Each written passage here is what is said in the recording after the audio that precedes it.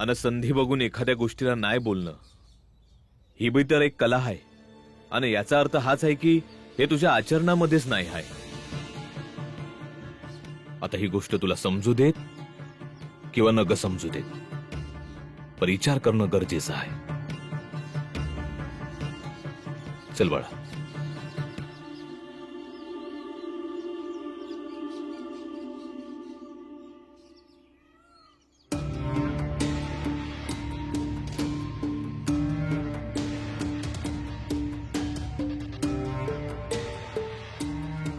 बाळादादा, तुमच्या आचरणामध्ये तर काही कमी नाहीये.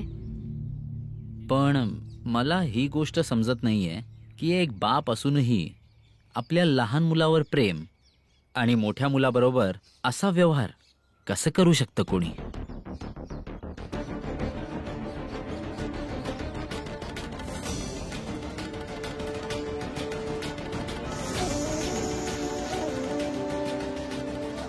हे बघा,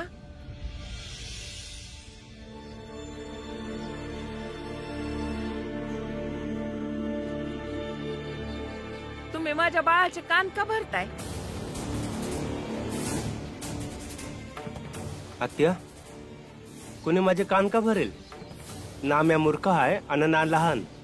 समजा काय समजतं मला? बाळा,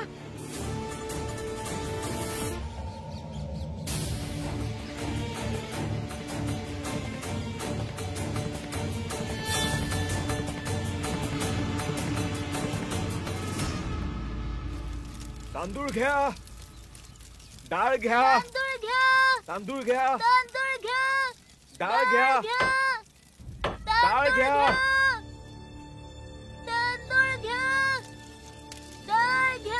अरे थांब थांब. 5 आण्याची वस्तू 2 आण्यात घ्या, अर्ध्या किंमतीत घ्या. स्वस्त आणि चांगला माल घ्या. या या. अहो डाळ डाळ डाळ तर घेऊन जा.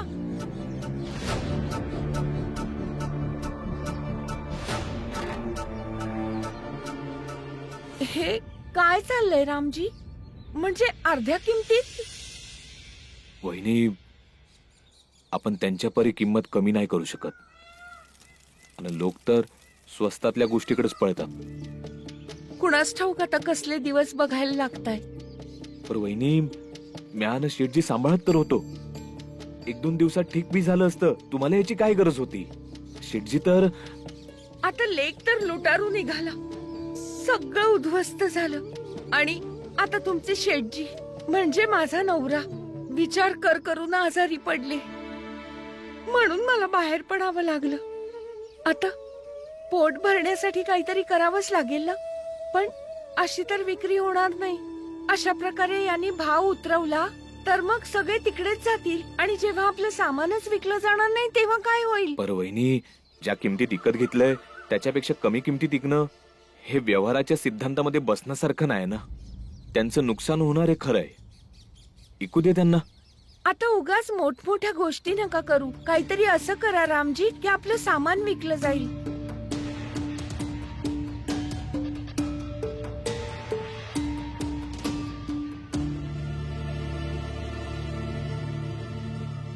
मी तर तुम्हाला आधीच सांगितलं होतं की ह्या लोकांना स्वस्तामधलं पाहिजे. याने अशा डाळ आणि तांदूळ मध्ये काहीच रस नाही आहे जे राजा महाराजांच्या घरला जातं. ते म्हणतात ना, स्वस्त रडे वारंवार, महाग रडे एकदाच. लोक तर असेच बोलतात. प्रत्यक्षामध्ये तेच आणतात जे राजा महाराजांसारखे असतात. ते लोक हे धान्य नाही खाणार जे राजा महाराजांना आवडतं. हे तर स्वस्तातलंच खाणार. खाऊ देत. तुम्ही बरोबर बोलताय रामजी. म्हणजे मला वाटलं होतं की राजे महाराज जे खातात ते यांनाही खाऊ घालावं. पण नाही, मीच चुकीची होते. यांना स्वस्तच खायचंय. खाऊ दे खाऊ दे. तांदूळ घ्या, डाळ घ्या. अरे खरं बोलताय का तुम्ही? खोटं का सांगू? एकदा घेऊन तर बघा ना तुम्ही. बघू तरी. राजा महाराजा जे तांदूळ खात्यात ते खाऊन कसे लागतात. घ्या की घ्या की. किती देऊ? 1 किलो तांदूळ द्या. भीमराव, बघ तुझा बाप खोटं बोलतोय. बघतोयस ना तू? आणि मग सगळ्या गावात सांगत फिरतो की खरं बोलायला हवं. शेठजी, त्यांनी राजा महाराजांच्या नावावर पैक वाढवले नाही आहेत. आणि एवढा विश्वास ठेवा का ते पैक नाही वाढवणार. शेठजी, तुम्ही जे अर्ध्या किमतीत इकून चुकीचं केलं आहे त्याचं उत्तर आहे ते. आणि हाच व्यापार करण्याचा नियम आहे. जसं तुम्ही तुमचं सामान अर्ध्या किमतीत सांगून विकताय ना, तसं ते बी त्यांचं सामान चांगलं आहे असं सांगून विकतायत. अरे पण तरीही खोटं ते खोटंच आहे ना. आणि तू काय वायफळ बडबड करतोयस? शेठजी, तुम्हाला नाही कळणार. आता सांगा, ह्या गोण्या इथेच ठेवायच्या का पुढे घेऊन जायच्या?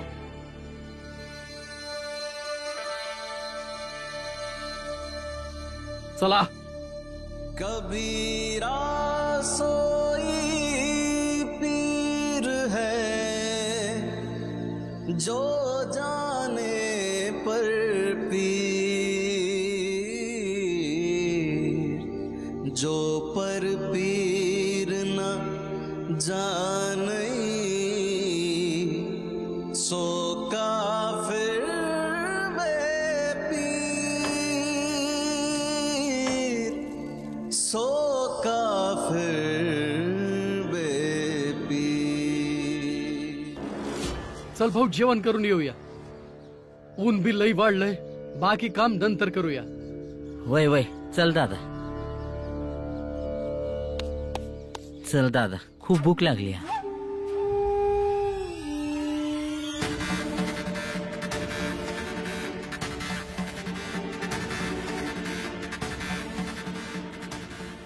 काका,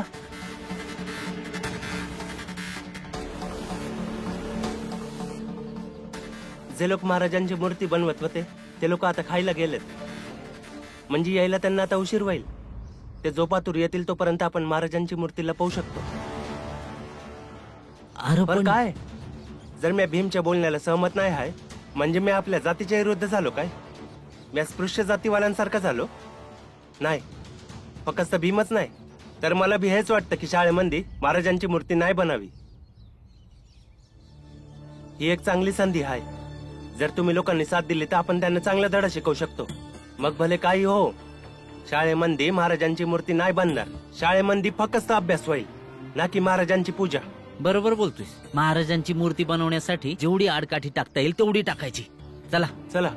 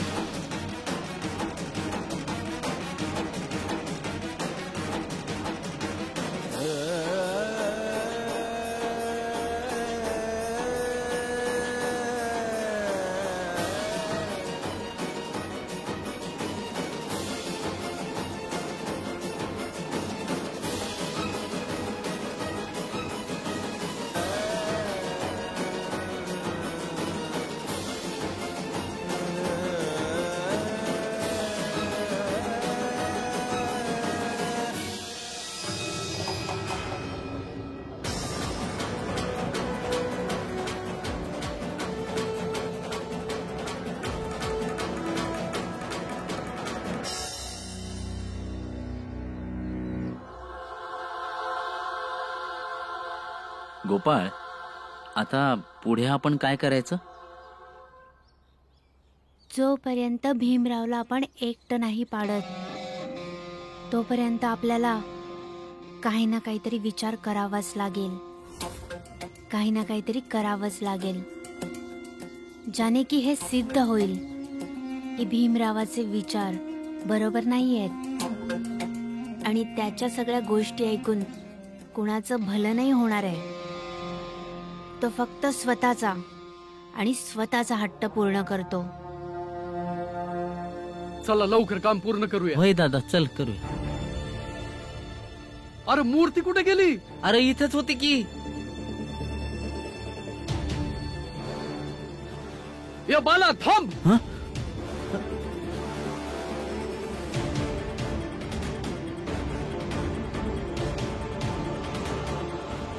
थांब थांब थांब म्हटलं ना. थांब थांब थांब बाळा थांब. सांग का मूर्ती कुठे ठेवली? गपगुमान सांग मूर्ती कुठं आहे, नाहीतर तुझ्यासाठी चांगलं नसल. मला नाही माहित. ये बघ बाळा, आज तू जिद्द राहणार नाही. बाजूला वा.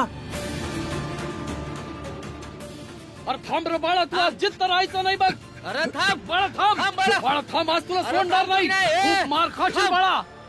तुम्हासनी काय माहितीये भीमाच्या बाबतीत? तुम्हासनी माहितीये की एका स्पृश्य जातीतली बाई जेव्हा थंडीत कुडकुडत होती तेव्हा भीमानं तिला घोंगडी दिली होती. तिला आपल्या घरी घेऊन आला होता.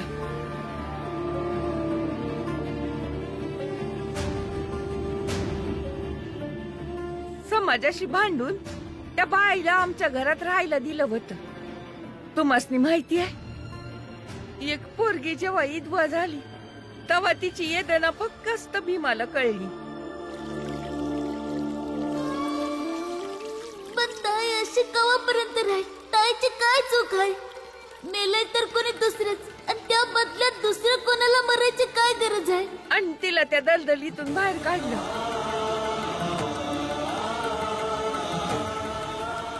माधवीताई पुण्याला जाईल, सावित्रीबाई फुलेंच्या विधवांच्या आश्रमात. तुम्हासनी हे माहितीये एका सासू सासऱ्यांनी हुंड्यासाठी आपल्या सुनेला मारून टाकलं होतं आणि बाहेर फिरत होते तेव्हा त्या सासू सासऱ्यांना भीमाने शिक्षा दिली होती आणि त्या बाईला न्याय मिळवून दिला. आम्ही तुझ्या पहिल्या बायकोला जाळलं आणि दुसऱ्या बायकोचा गळा दाबून टाकला. तुला हुंडा हवा होता ना? काय करणार होतो मी? तुझ्या हुंड्यासाठी तुझ्या बायकांना मारत राहिलो मी. यासनी अटक करा. यांनी समद्यांच्या समोर स्वीकार केलाय का यांनीच त्यांच्या दोन्ही सुनांचा जीव घेतला आहे? तुम्हासनी माहिती आहे जेव्हा आमच्याकडनं हवा पाणी हितवर की जमीन बी हिसकावून घेतली तेव्हा भीमाने आमासनी आमच्या हक्कासाठी लढणं शिकवलं. आता जे चालले त्याचाच विचार करतो, ज्यामुळे मी समज बदलू शकेन. जो कायदा आज नाही आहे आणि जी बंधन आज तुम्हा समदेसनी जाणवत नाही आहेत ना, ती उद्याला जाणवतील. बंधन असतील पण ती कुणाच्या बी स्वातंत्र्यावर नसतील. आणि कायदा बी जो अशा लोकांनी थांबवू शकेल आणि त्यांना शिक्षा बी देऊ शकेल. तुम्हासनी माहिती आहे की भीम कुणी साधा माणूस नाही. आमचा विश्वास आहे. घरात समद्यात लहान आहे पर समद्यांचा विश्वास आहे तो. तुम्हासनी काय बी माहित नाहीये भीमाच्या बाबतीत. आधी जावा आणि भीमाच्या बाबतीत माहिती काढून या. ए बाळा थांब, बाळा थांब. बाळा बाळा बोलू नको, थांब. बाळा थांब. ए, बाळा थांब थांब. हे काय चाललंय? काय झालं? आम्ही मूर्ती बनवत होतो पण याने मूर्ती कुठेतरी लपवली आहे. सांग कुठे ठेवली आहे? तुम्ही मला मूर्ती उचलताना बघितलं नाही ना? मग का माझ्या मागे पडलात? अरे मूर्ती गायब आहे आणि त्यावेळेला तूच होता तिथं. याचा अर्थ काय समजायचा आम्ही? सांग मूर्ती कुठं आहे, नाहीतर तू जिद्द राहणार नाही. मला नाही माहित. तू असं ऐकणार नाहीस. तुला धडा शिकवावाच लागेल.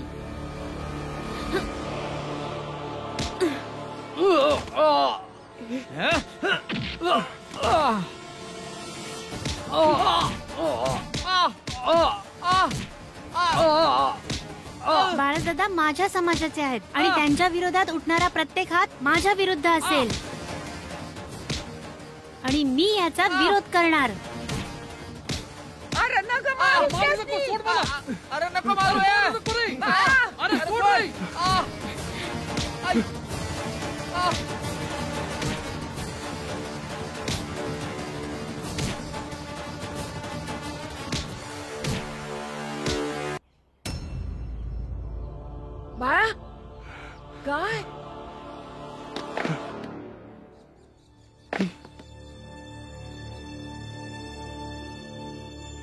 धन्यवाद गोपाळ.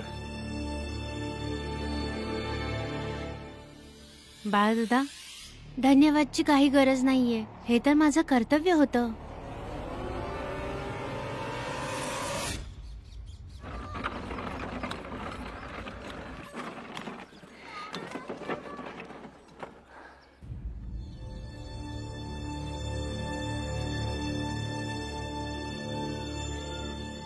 आज काही कमाई झाली नाही म्हणून पैसेही मिळणार नाही.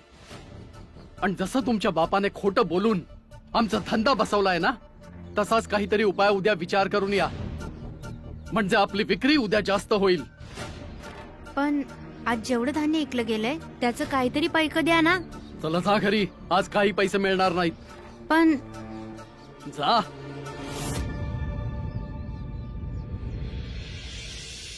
भीम, आपण ही नोकरी सोडून देऊ. वचन बिचनचा काय बी अर्थ थोडी आहे की आपण ह्याची सारखी चाकरी करत राहू. आनंद दादा, आपण कुठे बी काम केलं ना तरी कोणी ना कोणी आपल्यासनी असंच वागवणार. आता बघूया पुढे काय होतं ते. महाराज, हे खूप क्लेशदायक आहे. त्या लोकांची एवढी हिंमत वाढली की तुमच्या बनवलेल्या मूर्तीला उचलून घेऊन गेलेत. महाराज, तुम्ही फक्त आज्ञा द्या. मी तर म्हणतो त्या लोकांनी एकेकाला पकडून मारूयात आपण. ते समज सांगून टाकतील आपल्यासनी. पण महाराज, त्या गोपालने या 2 मूर्तिकारांची जी अवस्था केली आहे ना, ते देखील आपण सहन करू शकत नाही.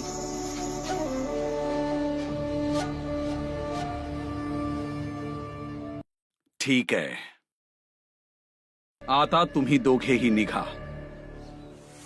जेव्हा गरज पडेल तुम्हाला बोलवून घेऊ.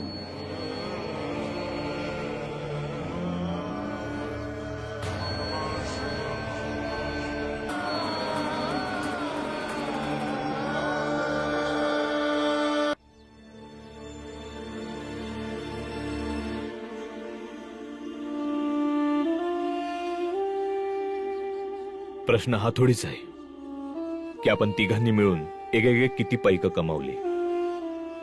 तर प्रश्न हा आहे की आपण सगळ्यांनी मिळून किती पैक कमावले. आज म्या पैक कमावलं आणि जे माझं आहे ते तुम्हा समद्यांचं आहे.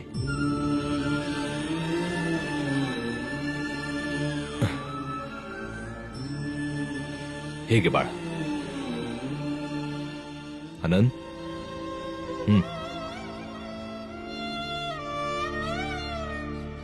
चला. महाराज, त्या दगडचोर लोकांचं काय करायचं? हा विचार करण्यापेक्षा असा विचार करणं गरजेचं आहे की गोपाळ आपल्या जातीतला आहे आणि तरीही गोपाळने आपल्या जातीतल्या 2 मजदूरांना बेरहमीने का मारलं. महाराज, तेच तर आमच्या ध्यानात येत नाहीये. तोच जिंकतो जो परिस्थितीला अनुसरून निर्णय घेतो. गोपाळने जे केलं त्यात एक संदेश होता आणि तो आपण सगळ्यांनी समजून घेतला पाहिजे. त्याने एक संधी तयार केली ज्यामुळे आपण भीमाचा पराभव करू शकतो आणि भीमरावाच्या जागी त्या अस्पृश्य समाजाचा नेता म्हणून गोपाळला उभं करू शकतो. कुणाला काही कळो किंवा न कळो, पण महाराज त्यांना चांगलंच समजतं. ते समजले असतील की मला काय हवंय आणि मी असं का केलं. बाळाला मित्र बनवायचा एक छोटा उद्देश होता, पण मोठा उद्देश काही वेगळाच आहे.